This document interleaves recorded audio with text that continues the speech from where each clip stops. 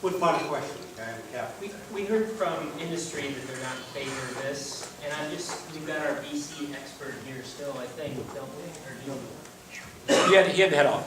How did BC solve this problem? Are you still, Llwellyn, are you still, are pulp mills in BC going out of business and other industry faced with similar low margin problems?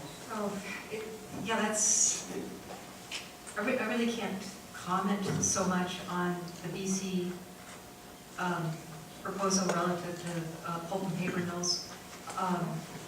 For a whole host of reasons, they're a low-cost producer right now relative to us. So that's problem number one. But if I could pick up just that thread for a second on global competitiveness, I think we all understand that if you have some system like this in place, you have to do something to preserve your manufacturing base at home. You can't just, allow it to leak out to other foreign countries.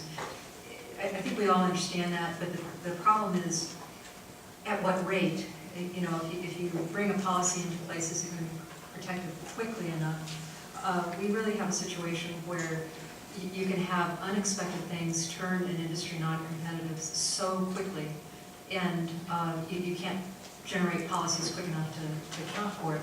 And I'll just give you one example in our industry, and who would have thunk it? China sends goods here. The ships would go back deadhead if they were not taking mixed recycle. That's one of the biggest exports from the city of Seattle. The Chinese like mixed recycle because and it's not so good for a pulp mill. That makes us the last stop before the garbage dump, right? Do something with all that stuff. The Chinese like it. It's a source of metals. It's a source of plastics that they might not have a raw, a resource for otherwise. That makes them able to outbid us locally for the recycle. I've had 2 mills go down in the last couple of years just for that one reason alone. It can happen, a decision can be made within months. Policy just can't really keep up with those kind of dynamics when you have a lack of competitiveness on a global scale. I'd like to address that. Part of what I do for a living is trade acquisitions, which you have to prove for competition. Canada's the easiest, BC especially. They're highly subsidized. You heard him talk about the bug kill going on up in BC. They buy that, and they get lumber out of it, and they get chips out of it for stumpage prices. That puts us at a big disadvantage. They have health care. They don't have to bargain health care between their employees and employers. I mean, the BC government comes in and builds their roads, does all their forestry construction, because it's provincial timber. It's more socialized than we are, so we are at an extreme disadvantage right off the bat. So they could actually afford to pay more for power, which they're not, because it's all hydropower. So we are oftentimes getting our clocks cleaned by Canada. And then you go over to China, and they pay their people so little with very little environmental concerns. Not so much the pulp mill side, but the power side of it again. So we really have a hard time competing in forest products in the Northwest, not just Washington. Interested in Jim's response to the socialized advantage. Yeah, right. Well, as a group, we don't deal with other issues except for conservation. Did that make you shake when he said social? He should know my great-grandfather was a bootlegger for Al Capone, so watch. It's true. True story. Might want to do a special on prohibition. We might want to talk to you then. Like I said, we don't deal with healthcare, but to the extent I'm going to comment on healthcare at all, it's as an individual. I think that in order to solve that problem, you're going to have to deal with costs. Reducing the costs. The healthcare system, is, in my personal opinion, is an example of inefficiency that would just is mind-boggling.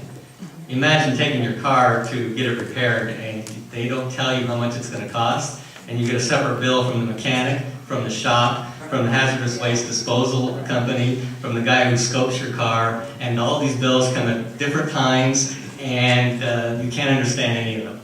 That's what the healthcare system, that's an example of healthcare inefficiencies. And if we're going to fix healthcare in this country, we got to deal with costs. So that's all I can say about that. All right. So as we wrap things up, any final comments here? Any sage advice or words of wisdom? Go ahead. I'm gonna throw in one little addition to that, and when you leave us with a little bit of hope, like look out at the world and tell us about a climate policy, like a serious climate policy that you think we should emulate here in Washington State. If it's BC, if it's ETS, if it's Reggie, but add that to your final thoughts. Decoupling.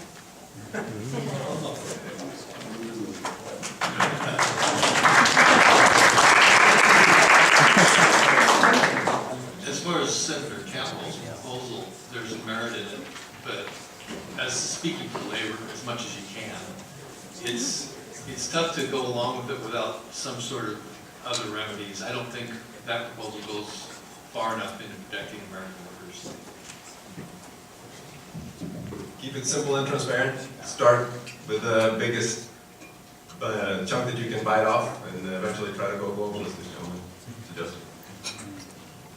Well, energy efficiency, but adding to that, policies that would promote cogen, I mean, and why would we not do that? For some reason, that's been a very difficult thing politically to keep people educated about.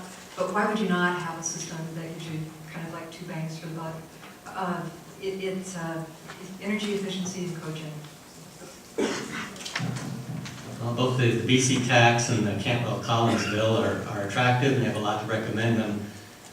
Simple, transparent, and the sooner we start, even if it's something small, the better off we'll be, rather than continuing to wait and beat our heads over this, because the problem's just going to get worse. So start now, keep it simple. Wow. Thank you, our panel.